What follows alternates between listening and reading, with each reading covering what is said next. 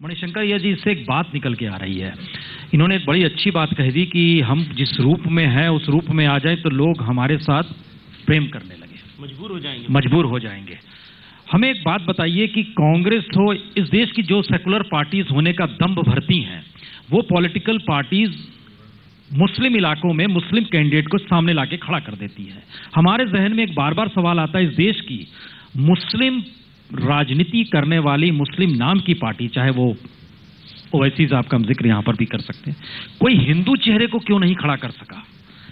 वो लगाते हैं, उनकी कैंडिडेट्स में भी कुछ हिंदू कैंडिडेट्स रहे हैं, एक को तो उन्होंने जितवाया भी है। मुझको लगता है कि लाजमी है कि यदि मुसलमानों की बहुमत या बहुत ज्यादा तौर पर उनकी आबादी हो वहां, तो ऐसे व्यक्ति को हम लगाते हैं जहां की उनको जीतने का संभावना है, लेकिन हमारे असूलों पर वो मंजूर हों, तो तभी जाकर उनको लगाते हैं। अब एक पार्टी है जो सत्ता में आई है आज, जिन्होंने कि तकरीबन कोई भी अक़लियत के किसी भी व्यक्ति को नहीं लगाया, और 2 मंत्रियों को उन्होंने बनाया है मुसलमान, और उनके बारे में घर वापसी की बात हो ही नहीं रही है, लेकिन कहीं और जाकर घर वापसी की बात करवा रहे हैं।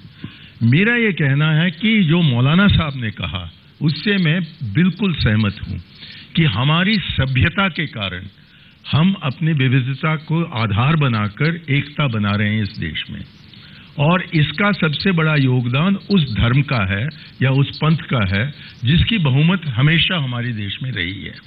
लेकिन इसका मतलब नहीं बनता है कि उस धर्म को आप राजनीति में इस कारण से जोड़ें कि आप मतभेद को पैदा करें जी। अब अभी स्वामी जी कह रहे थे, और मैं आपसे भी बिल्कुल सहमत हूं, कि बहुत से लोग कि ये गलती हमें नहीं करनी चाहिए कि क्योंकि धार्मिक लिबास पहने हुए हैं इसलिए धार्मिक लोग हों। इतने धार्मिक लिबास पहने हुए लोग पार्लियामेंट में एक दल के तरफ से लाए गए हैं, और जब भी उनको मौका मिलता है वो अपने जहन में जो वाकई है उसको वो व्यक्त करते हैं, और उससे घबराहट फैलती है। और जबकि चुनाव का वक्त आता है तो उनकी कोशिश रहती है कि वो कौमों को अलग अलग करें और उस आधार पर वोट जीतें। वोट बैंक का शब्द मात्र मुसलमानों का वोट हासिल करने का हो गया है, जबकि पूरी कोशिश यही है कि वोट बैंक का मतलब ऐसा बने कि हिंदुओं का वोट वो हासिल उस पर करें। शुक्र है कि हमारे देश की सबसे बड़ी अक्सरियत सेक्युलर अक्सरियत है। तो वो लोग जो कि धर्म को राजनीति में लाना चाहते हैं, उनको भी मुखौटा पहनना पड़ता है कि हम विकास के पक्ष में हैं और अपने साथ फौज लाएंगे जिनका एक ही मकसद है कि धर्म का दुरुपयोग करें। तो इसलिए हमें बहुत सावधान रहना है कि these Wolves in sheeps clothing ये हैं हमारे बीच में, और राजनीति का मतलब यही बनता है कि हम राजनैतिक मंचों का इस्तेमाल करें, ऐसे लोगों को बेनकाब करके दिखाएं कि उनकी असली लक्ष्य क्या है, और कि देश की जो सेक्युलरिज्म है उसको तोड़ने में जो लगे हुए हैं उनको हम बेनकाब करें, ताकि आम जनता कहे कि ऐसे आदमियों की हमारी जरूरत नहीं है। हम वैसे लोगों को लाएंगे जो कि राजनीति को लोगों को जोड़ने में इस्तेमाल किया जाएगा, जुदा करने में नहीं। जी स्वामी जी, इसमें एक चीज और जोड़ दें, ये बड़ा महत्वपूर्ण मुद्दा इसलिए है क्योंकि धर्म अगर लिबास में बसने लगे और लिबास के जरिए ये मैसेज आने लगे समाज के भीतर कि आप किस धर्म की नुमाइंदगी कर रहे हैं, तो जाहिर है प्राइम मिनिस्टर मोदी जब चुनावी दौड़ में थे एक टोपी पहनने से इनकार करते हैं और देश में गजब की बहस चल पड़ती है। आप भगवा पहनकर आए और पैंट शर्ट पहनकर आए, नजरिया आपके देखते ही बदलने लगेगा लोगों को। इसका मैसेज क्या है? पहली बात तो यह है कि हम लोग जो लिबास पहनते हैं, मदनी साहब के जो लिबास पहनते हैं, हमको ये लिबास विरासत में परंपरा से मिली है, और जिस परंपरा से हम जुड़े हुए हैं उस परंपरा में इस लिबास को पहनना उचित और आवश्यक माना जाता है। रह गई बात लिबास के दुरुपयोग का, तो मैं आपको बताऊं बहुत पुरानी बात है। सीता जो शांति की और समृद्धि की प्रतीक हैं, उसका हरण करने के लिए जब रावण आया था तो वो फकीर का लिबास बनाकर आया था, साधु का लिबास बनाकर आया था। तो लिबास का दुरुपयोग तो होता रहा है, और उसके पीछे कारण ये है कि हम लिबास को ज़्यादा पहचानते हैं, लिविंग को कम पहचानते हैं। अगर हम लिविंग और लिबास के बीच का फर्क कर सकें तो मैं निवेदन करना चाहूँगा कि हम और मणि साहब 2 टर्म साथ साथ रहे हैं, असहमति रही है, लेकिन कभी मैंने इनके मन में कोई खौफ पैदा की हो और इन्होंने मेरे मन में कोई खौफ पैदा की हो, ऐसा वक्त कभी नहीं आया। मणि जी से स्वीकार। इस वक्त क्यों आ रहा है? नहीं, इस समय भी मैं न मणि से नहीं, आप दोनों के बीच में ही पार्लियामेंट के भीतर ये आवाज क्यों आ रही है? देखिए, पार्लियामेंट के बीच में जो आवाज उठ रही है वो निश्चित ही गैर जिम्मेदाराना आवाज है। मैं उस आवाज को सही नहीं मानता हूँ। जो बातें कही जा रही हैं वो बातें नहीं कही जानी। कोई गोडसे के बारे में कुछ कह रहा है तो कोई रामजादा और हरामजादा की बात करता है। ये सब बातें पार्लियामेंट के अनुकूल नहीं है। देखिए, 10 साल मैं 15 साल से पार्लियामेंट के भी और देश के भी, देश की सभ्यता के भी 15 साल की पार्लियामेंट में ये गाली गलौज, अभद्र भाषा, और आप जानते हैं कि हम भाषा के मामले में, बल्कि एक बार तो मणि जी ने मेरी भाषा के मामले में मेरी तारीफ की थी कि संयमित भाषा का प्रयोग नहीं कर सकते तो हमें धार्मिक होने का, धार्मिक कहलाने का कोई हक नहीं है। ये गाली गलौज धर्म या पार्लियामेंट की भाषा नहीं हो सकती, और धर्म इस प्रकार की भाषा बोलने की इजाजत भी नहीं देता है। मणिशंकर अय्यर जी, हमें याद आ रहा है पार्लियामेंट का वो दौर, ग्राहम स्टेन्स की हत्या हुई थी। ग्राहम स्टेन्स की हत्या हुई थी। किनकी हत्या हुई? ग्राहम स्टेन्स, उड़ीसा, हाँ, ग्राहम स्टेन्स का। हाँ, दारा सिंह का नाम सामने आया था। कांग्रेस ने उस वक्त पार्लियामेंट में क्या कहा था? आप खुद कितने तेवर में थे और किस तरीके की बात कह रहे थे? स्वामी जी उस वक्त पार्लियामेंट में थे, और मसला ये नहीं है कि आप दोनों के संबंध, मसला ये है कि एक कड़ी है भारतीय सियासत की जो आज यहां आकर खड़ी हो गई है। मैं मानता हूं, और वो इसको मैं एक लक्ष्मण रेखा समझता हूं कि जो धार्मिक, जो सेक्युलर लोग हैं वो लक्ष्मण रेखा के एक तरफ है और जो सांप्रदायिक लोग हैं वो दूसरे तरफ हैं। और कभी कभी कोशिश की जाती है ये सांप्रदायिक लोगों के तरफ से कि सेक्युलरिज्म का लिबास वो पहने, लेकिन हाँ, हम इकट्ठे थे जबकि रथ यात्रा चल रहा था, जबकि मैं कई तरीके से अडवाणी जी का विरोध कर रहा था। आज तो मैं चाहता हूं कि अडवाणी जी प्रधानमंत्री बने, क्योंकि उनसे भी बुरे लोग अब सत्ता में आ गए हैं और देश को गलत रास्ते पर ले जा रहे हैं। और मुझे कभी, यदि आपने मुझे 1990-91 में बताया होता कि वो दिन आएगा जबकि मैं अडवाणी जी की प्रशंसा करूंगा, तो मैं आपसे कहता कि कभी नहीं आएगा, लेकिन वो दिन आ चुका है। और इतने लोगों को, कल मैं पहले मर्तबा इस लोकसभा के बनने के पश्चात मैं स्पीकर्स गैलरी में बैठा था और हैरियत हुई कि इतने अधार्मिक लोग धार्मिक लिहाज पहनकर अंदर बैठे हुए हैं और उन पर ही चर्चा चल रही थी कि ये, आप मुझे बताइए कि मेरे जैसे लिबास पहने वाले किसी एक आदमी ने गलत शब्द इस्तेमाल किया? साध्वी लोग और साधु लोग ही ऐसे बात कर रहे हैं। तो मैं आपसे बिल्कुल सहमत हूं कि बहुत से अधार्मिक लोग हैं जो कि धर्म के लिहाज पहनकर सियासत में आए हुए हैं, और कौन उन्हें ले आया, कौन उनको मंत्री? आप इस देश के जनादेश को भी चैलेंज कर रहे हैं। सबसे बड़ी कठिनाई देश ने जिताया है। सबसे बड़ी कठिनाई मणिशंकर जी स्थिति को न समझ कर रहे हैं। देखिए, मैंने लिबास की बात कही तो जरूर है, लेकिन उसके साथ मैंने ये भी कहा है, असल में क्या हुआ है कि इस धार्मिक देश को जब धर्मनिरपेक्षता का संविधान सौंपा गया, दिया गया, तो सबसे पहली जरूरत थी कि धर्मनिरपेक्षता के व्यापक अर्थ को, व्यापक संदेश को जनता तक, लोगों ने समझा कि धर्मनिरपेक्षता का मतलब होता है धर्म विरोध। बिल्कुल। और ये समझ जो विकसित हुई, इससे बड़ा नुकसान हुआ। धर्म के विरोध में धर्मनिरपेक्षता नहीं होती। धर्मनिरपेक्षता सबको अपने अपने धर्म के अनुसार, अपने अपने मान्यताओं और आस्थाओं के अनुसार आचरण करने की और जीवन शैली जीने की एक रास्ता देती है। तो आपकी सहमति है क्या इस बात पर? इस बात का जिक्र किया महात्मा गांधी ने। स्वामी जी, आपका बहुत ही धार्मिक आपकी सहमति या असहमति चाहिए और हमने उन्होंने किया। आज इन्हें अडवाणी जी मंजूर है। मैं नहीं कह रहा हूँ कि धर्मनिरपेक्षता की घोषणा किसने की और वो गलत हुआ, ये मैंने कह रहा हूँ। मेरी बात मणि जी समझ रहे हैं। मैं ये कह रहा हूं कि धर्मनिरपेक्षता की बात जब कही गई थी तो इस धार्मिक देश के लोगों को जो धार्मिक मान्यताओं में वर्षों से जीते रहे, यहाँ तक स्वाधीनता का जो संग्राम हुआ, आप जानते हैं कि 1857 में जब अंग्रेजों के खिलाफ लोगों को खड़ा किया गया तो उसमें एक धार्मिक संदेश ही दिया गया था, इसमें गाय की चर्बी लगी है, सुअर की चर्बी लगी है। इन आस्थाओं की गहराई में जो देश जी रहा हो उसको धर्मनिरपेक्ष संविधान सौंपते समय यह ध्यान रखते हुए। स्वामी जी एक बात बताइए, अच्छा आपने जिक्र किया, आपको पता है बहादुर शाह जफर ने रोक लगा दी थी गौवध पे? आपको पता है क्या? बहादुर शाह जफर ने गौवध पे रोक लगा दी थी उस वक्त। बहादुर शाह जफर ही नहीं बल्कि अकबर ने भी अपने कार्य। हमारा ये कहना है आप उन प्रतीकों में ना जाइए जो प्रतीक इस देश के भीतर कहीं ना कहीं सेकुलरिज्म का तमगा लेकर चले हैं। मसला मौजूदा वक्त का है। इन्होंने एक बड़ी बात कही, ये विरोध कर रहे थे जिस समय लाल कृष्ण आडवाणी रथ यात्रा निकाल रहे थे, आज इन्हें आडवाणी भी मंजूर है। अब सोचिए क्या इसकी आपकी सहमति है इस पे मौजूदा वक्त को लेकर?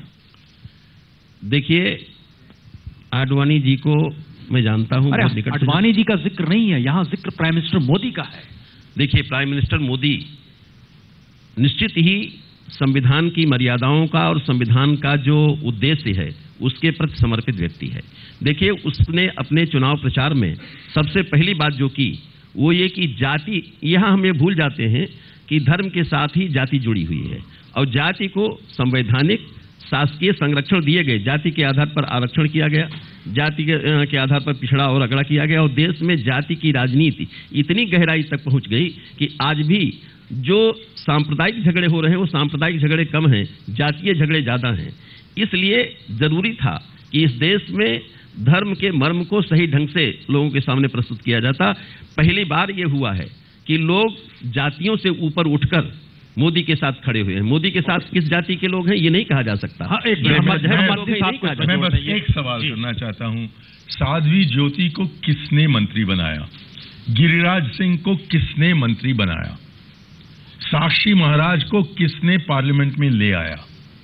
ये सब हम, और एक और हैं जिनका फोटो छपा था तब 6 दिसंबर 1992 को, वो हंस रही हैं और गले पकड़ रही हैं किसी साथी का क्योंकि मस्जिद गिर रहा है, उसको भी मंत्री बनाया है, कैबिनेट मिनिस्टर बनाया है। ये सब काम प्रधानमंत्री का काम है और प्रधानमंत्री को इन चीजों से वर्जित करना बिल्कुल गलत है। साध्वी निरंजन ज्योति का कोई इतिहास ऐसा नहीं रहा है। देखिए, पॉलिटिकल व्यक्ति हैं, पॉलिटिकल व्यक्ति नहीं है। स्वामी जी एक मिनट, पॉलिटिकल व्यक्ति हैं। साध्वी को किसने जिताया?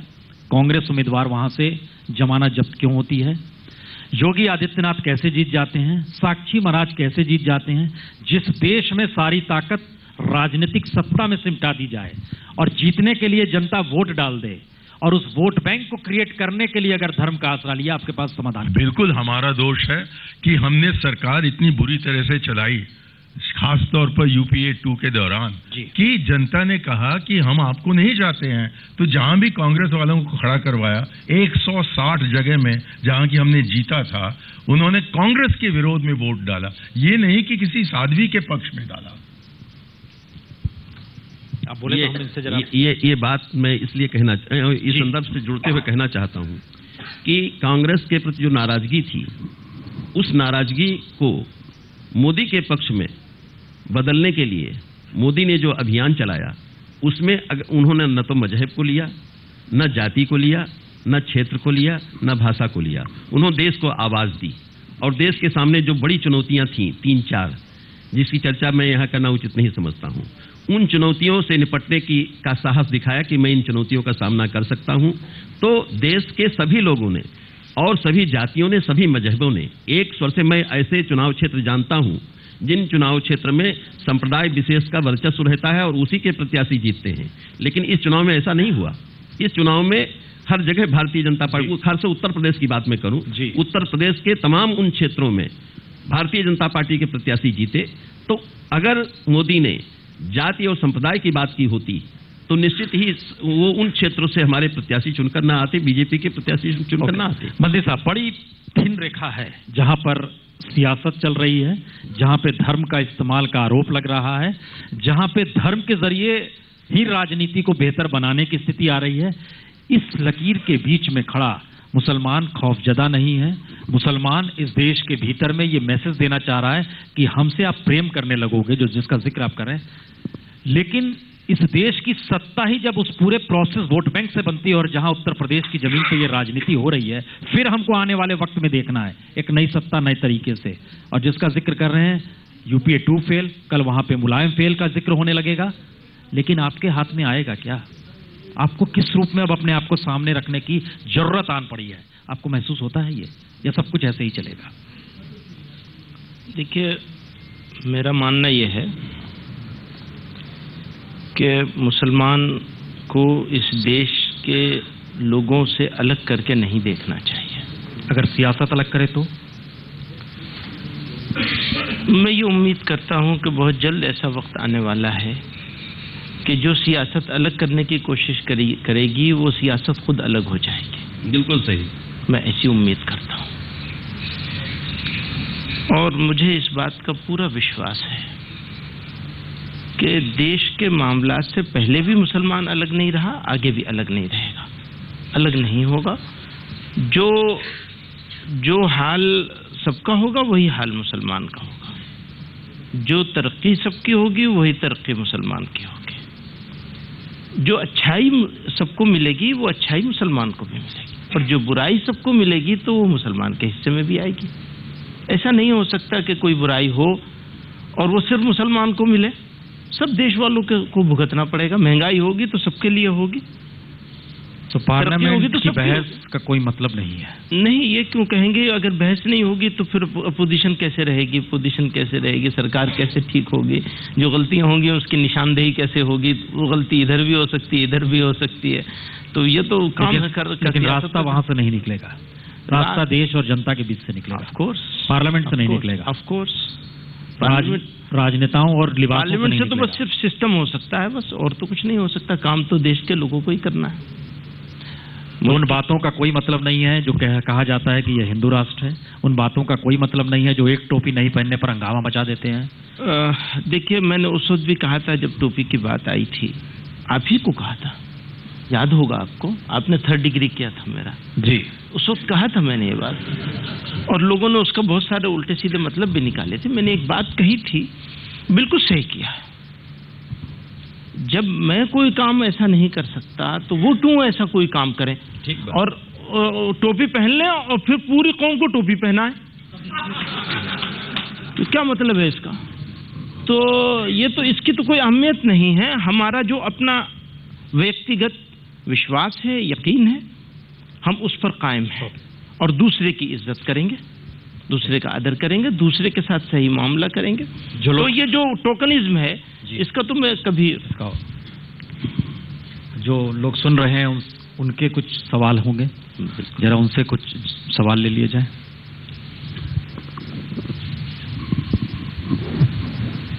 ये सबसे पहले तो मैं अपने दोस्त महमूद मदनी जी को और भाई मणिशंकर जी को और स्वामी चिन्मयानंद जी को बधाई देता हूँ। ये सब लोग हिम्मत वाले लोग हैं। ये स्वीकार करना, और आज नहीं, हारने के बाद। मणिशंकर जी उन चंद लोगों में है जब सत्ता में रहते हुए भी वो आलोचना करते थे और उसके लिए भले जो सहना पड़ता हो दल के अंदर, वो सहा उन्होंने। और स्वामी जी से के बारे में भी मैं जानता हूँ, वो कई बातों में भी महमूद मदनी जी से भी सहमत दिखाई दिए। लेकिन अभी एक प्रश्न उठा कि कौन लाता है ऐसे लोगों को? सौभाग्य या दुर्भाग्य से भारतीय राजनीति के एक लंबे समय तक कई स्थिति परिस्थितियों का मैं बहुत नजदीक से चश्मदीद गंवा रहा हूं।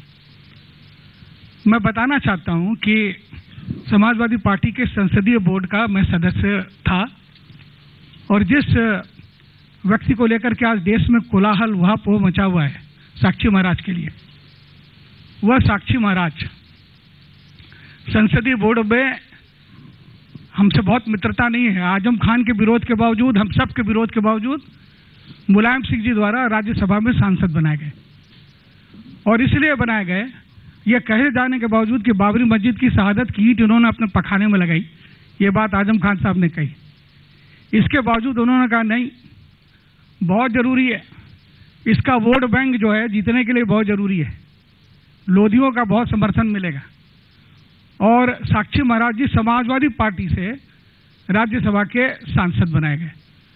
तो आज मैं चूंकि बिल्कुल स्वतंत्र और आजाद हूं, इसलिए ये सच बोल रहा हूं, ये रिकॉर्ड का सच है। कौन लोग बनाते हैं इनको सांसद? ये धर्मनिरपेक्षता और सांप्रदायिकता है क्या? पहले ये बताइए। ए राजा सुषमा स्वराज के राज्य मंत्री बनते हैं और ए राजा यूपीए के भी मंत्री बनते हैं। अमर सिंह जी, उस समय आपके जहन में ये हिम्मत क्यों नहीं आई थी? नहीं आई क्योंकि अगर मणिशंकर जी ये कह सकते हैं कि ये हमारा दोष है, हम भी कह सकते हैं कि हम उस समय एक सत्ता के साथ थे, एक दल के साथ थे, और हिम्मत क्यों नहीं आई भीष्म पितामह को जब द्रौपदी नंगी की जा रही थी कि वो चुपचाप देखते रहे, क्योंकि वो हस्तिनापुर के सिंहासन से बंधे हुए थे। मैं समाजवादी पार्टी के राजतंत्र से या दल तंत्र से बंधा हुआ था। लेकिन ये एक सत्य है, ये प्रश्न आज उठ रहा ना कि साक्षी महाराज को कौन सांसद बनाता है, तो साक्षी महाराज को सांसद समाजवादी पार्टी ने बनाया। और इसी तरह से मैं कह रहा हूं कि सवेरे मुलायम सिंह जी का बयान आता है कि जो धर्म परिवर्तन जो है इससे दंगे हो जाएंगे, दोपहर में वही मुलायम सिंह संसद में कहते हैं। ठीक उसी तरह से जैसे राष्ट्रपति के चुनाव में ममता बनर्जी के साथ बयान देते हैं और 1 घंटे बाद प्रणब मुखर्जी की उम्मीदवारी का विरोध करते हैं, ठीक उसी तर्ज पे सवेरे बयान आता है दंगे हो जाएंगे और दोपहर तक कहते हैं कि ये क्या है, यहाँ तो आगरा में कुछ हुआ ही नहीं। तो देखिए, राजनीति में जो कहते हैं ना कि रास्ते में पड़ा तो कंकड़ और एक जगह अगर जम गया तो शंकर, तो जो स्थिर प्रज्ञता नहीं है राजनेताओं में, और जो इन्होंने कहा महमूद भाई ने, मैं सहमत हूं कि ये सांप्रदायिकता और धर्मनिरपेक्षता और इसकी लक्ष्मण रेखा सियासत को आगे बढ़ाने का जीना है।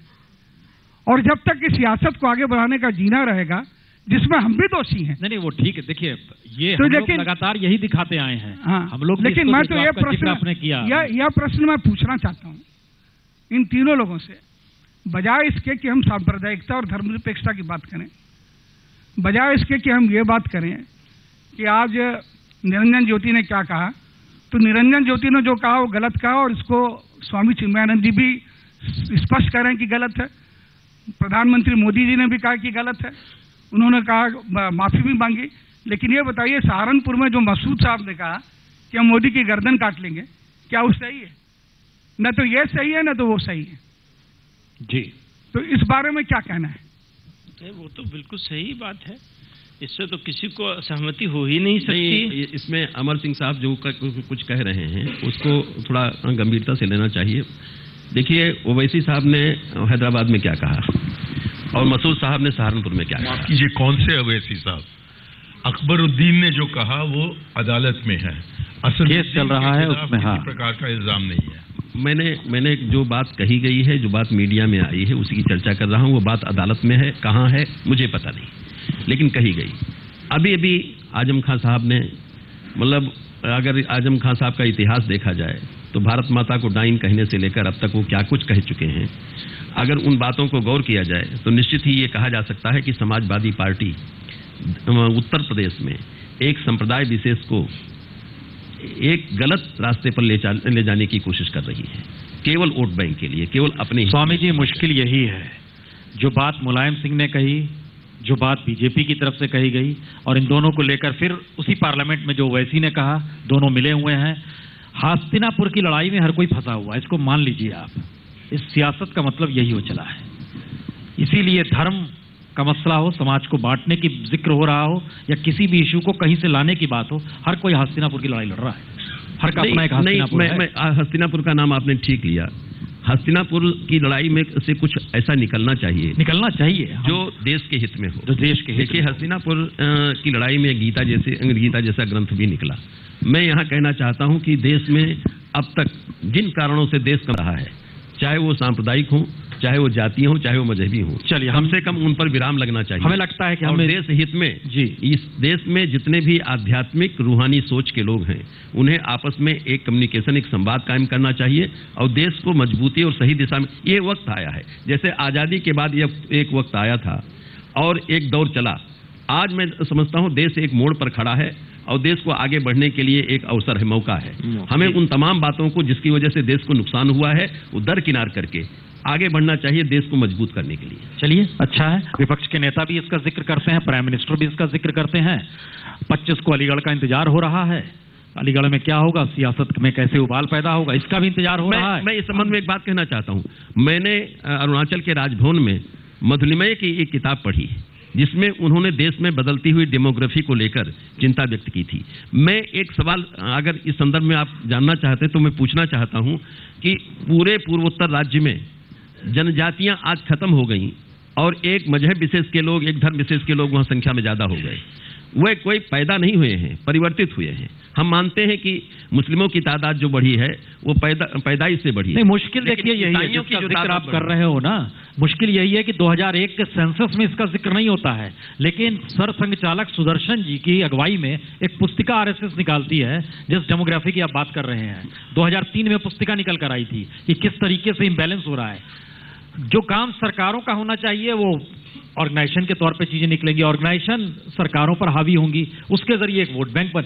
हमें लगता है ये एक लड़ाई वाकई हस्तिनापुर की चल पड़ी है इस देश के भीतर में। देखिए, देश में इसीलिए धर्म के आधार पर धर्म कोई परिवर्तन करने, जो 3 चीजें बदली नहीं जा सकती, न धर्म बदला जा सकता है, न धरती बदली जा सकती है, न ईश्वर बदला जा सकता है। धर्म, धरती और ईश्वर ये सबके लिए है और उनको मानने की, उनको जानने की अपनी अपनी अकल है, अपना अपना तरीका है। यही बात विवेकानंद ने शिकागो की धर्म सभा में कही थी कि सबकी अपनी सोच, सबकी अपनी। सर, उन्होंने मानवता का जिक्र किया था, उसके लफ्ज में कहीं मानवता का जिक्र था। उसी संविधान में लिखा है कि अपने मन का इस्तेमाल करते हुए यदि आपने सोचा कि जिस धर्म में मैं पैदा हुआ हूं उसे छोड़कर, उससे वंचित होकर मैं किसी और धर्म में जाऊं, वो जो वहां जाने का भारत का जो बाशिंदा है उसका अधिकार बनता है। लेकिन जिस प्रकार की मैस कन्वर्जन का प्रयोग हुआ है वहाँ आगरा में, जहाँ की इतने लाख रुपए देंगे या इतनी ज़मीन देंगे या इतने मकान देंगे, इस प्रकार का कन्वर्जन बिल्कुल गलत बात है। तो ये नहीं कह सकते हैं कि धर्म को का परिवर्तन नहीं कर सकते हो, बहुत कम लोग करेंगे, लेकिन यदि व्यक्तिगत रूप में हम यहाँ पर अगला सेशन शुरू करना है, हम एक अधिकार, हम यहाँ पर इस सेशन को खत्म कर रहे हैं, लेकिन एक अच्छा मैसेज आखिर में आपने दे दिया। जबरिया धर्मांतरण का विरोध कानून के तहत भी हो सकता है, लेकिन जब समाज को ही एक ऐसी स्थिति में लाकर खड़ा कर दिया जाए कि उसको धर्म परिवर्तन के नाम पर सुविधा मिल जाए तो वो जबरिया नहीं होता है बल्कि उसके पेट से जुड़ जाता है। हमको लगता है आज एजेंडा में सारे सवाल आएंगे, दिन भर बहस इस पे होगी। हम यहाँ पर इस सत्र को खत्म कर रहे हैं। बहुत बहुत शुक्रिया। मैं एक बात कहते हुए कहना चाहूँगा कि धर्मांतरण बिल्कुल गलत है। धर्मांतरण किसी लेवल पर नहीं होना चाहिए। ये एक गैर मनोवैज्ञानिक चीज़ है, गैर विधर्मी चीज है। धर्म परिवर्तन नहीं हो सकता, धर्म परिवर्तन। लेकिन स्वामी जी, बस मुझे अगर इजाजत दे दे। स्वामी जी, आप कहते हैं कि धर्म नहीं बदला जा सकता, भगवान ईश्वर खुदा को नहीं बदला जा सकता। मैं इससे पूरी तरह सहमत हूँ, लेकिन भगवान को, ईश्वर को, खुदा को मानने के अलग अलग तरीके हैं और वो आपका तरीका कुछ और हो सकता है, मेरा कुछ और हो सकता है, लेकिन ईश्वर तो एक ही है, वही है। तो अगर मैं आपके तरीके से मानना चाहूं या आप मेरे तरीके से मानना चाहें, इसका विरोध करने की कोई जरूरत नहीं होनी चाहिए। बस व्यक्तिगत चीज, बस यही है, ये सामूहिक नहीं हो सकती। चलिए, बहुत बहुत शुक्रिया, बहुत बहुत शुक्रिया। और हम अपनी तरफ से एक छोटी सी भेंट आपको देना चाहते हैं। आज तक के मैनेजिंग एडिटर सुप्रिया प्रसाद से निवेदन करूंगी।